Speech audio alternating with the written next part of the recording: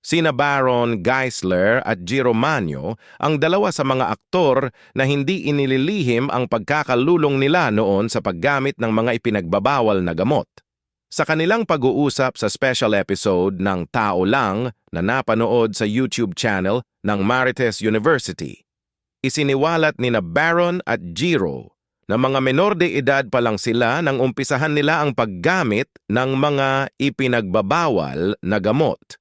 12 taong gulang pa lamang si Baron nang makatikim ng ilegal na droga. 12 ako. I was 12 years old. Una akong hit ng hardcore drugs. Naging sanhi ito ng pagkasira ng kanilang personal at profesyonal na buhay. Kasi yung rason ko nun, gusto kong tumanda agad. Sumama sa barkada ng kuya ko, ganyan. Gumimik, mag-chicks. Lahad niya hanggang sa, ayun na, hinahanap-hanap na ng sistema ko.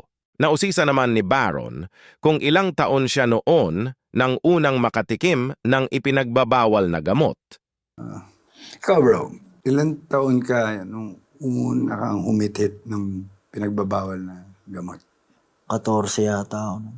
At ibinahagi ni Giro kay Baron kung bakit siya nalulong sa droga. Curiosity. Tsaka gusto ko rin talaga subukan.